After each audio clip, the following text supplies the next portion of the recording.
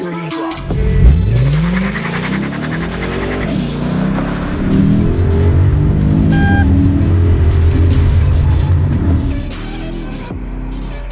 right, you guys, Lexus ISF. This is a car that actually I've been wanting to drive for years now.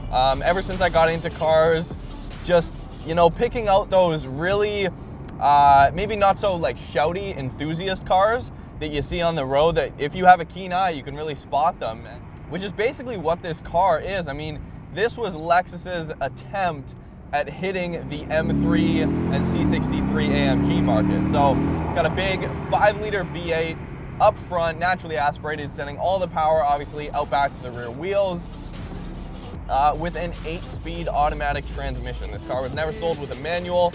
It's kind of stealthy, and yeah, let's go take it for a drive, see how it works out.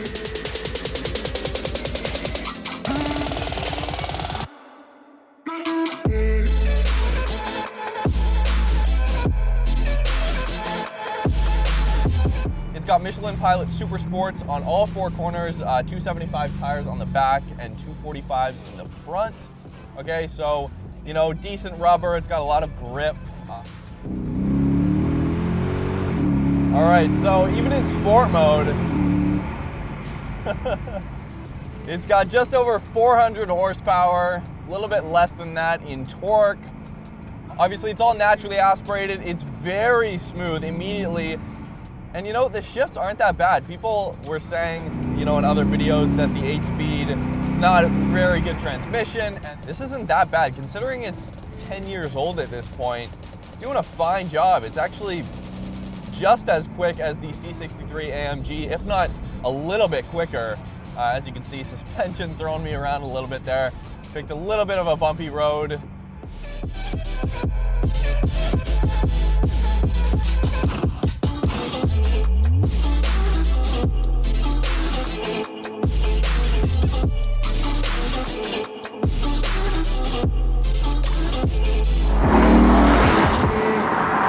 You guys actually would have seen this car in a recent video when Johanna went to go pick up her S15 Nissan Silvia Spec R at Lucky 8 Auto, and I spotted this Lexus ISF in their inventory, and I was like, I've always wanted to drive the ISF. It's just, everybody knows what an M3 is.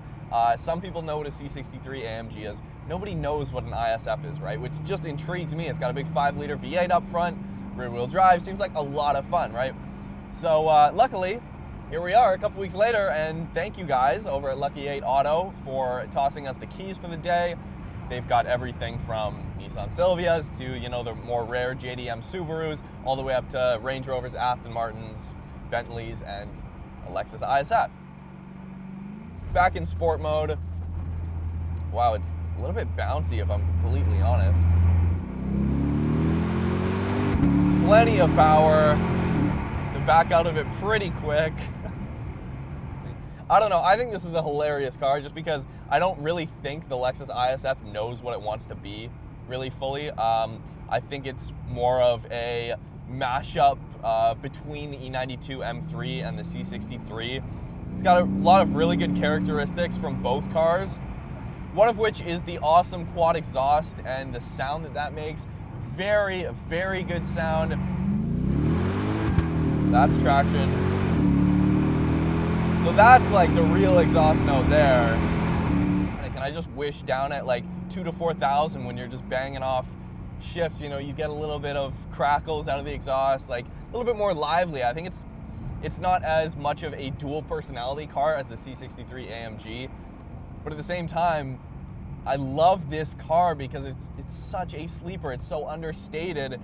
And unless you're full throttle or unless you're revving the shit out of it, nobody knows what this car is. Nobody expects it to actually perform like it does. So in that sense, the Lexus ISF, I think, you know, hits all check boxes in terms of what I think or what I would imagine Lexus was trying to accomplish with this car. Quiet, quiet, loud.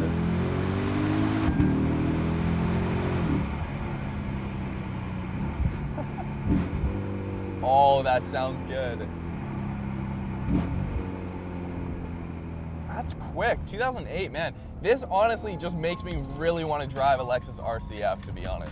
But that will come in due time.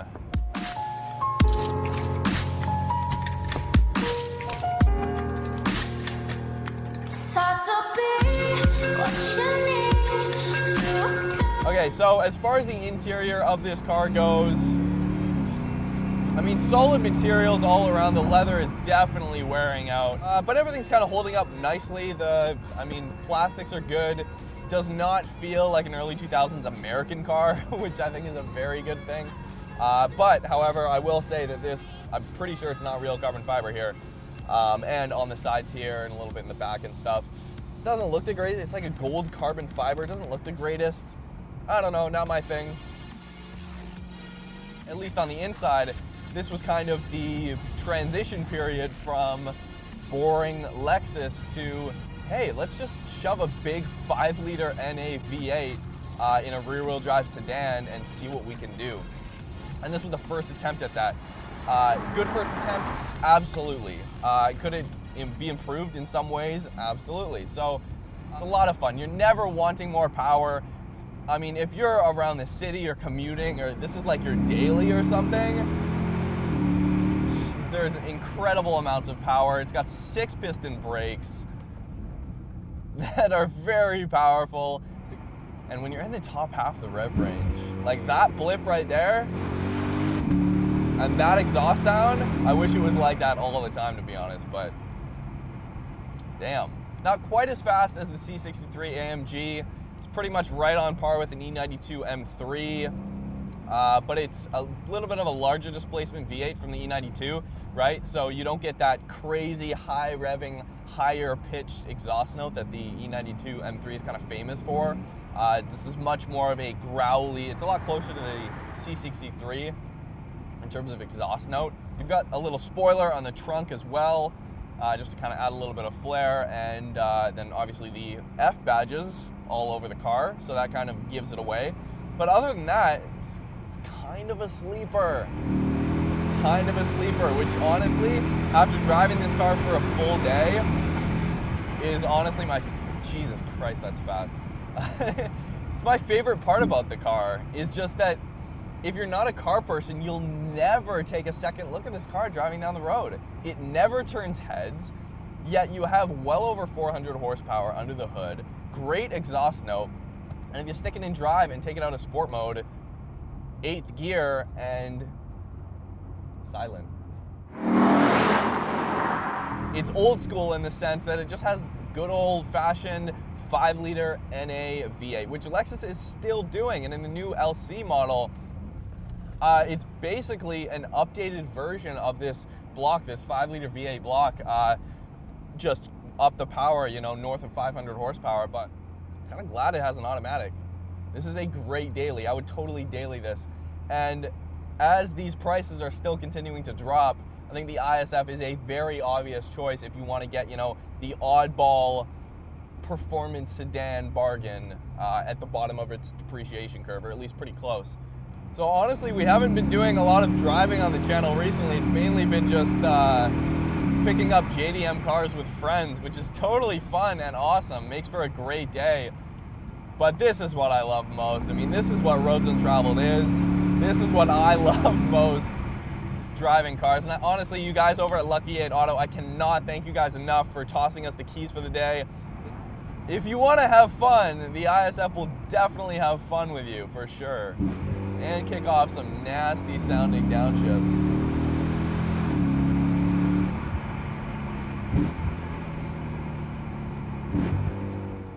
Anyways, you guys, hopefully you enjoyed this video. As always, please subscribe, tell your friends about the channel. If you haven't already, go like us on Facebook, go follow us on Instagram. You can get a sneak peek at what we're filming weeks before you see it on the channel. As well, you can go check out our weekly podcast that goes up every Wednesday on iTunes, Shout Engine, or wherever you get your podcasts. If you guys haven't already, check out roadsuntraveled.com. Hit up our new Roads Untraveled hats. We've got more merch up there. Stickers you can buy as well that are up right now. And the best part is definitely the speed. That exhaust note and Wow, those brakes are, okay, yeah. Hope you guys enjoyed the video. Thank you so much for watching. We'll be back soon with an Audi S5, some other cars. See you next time.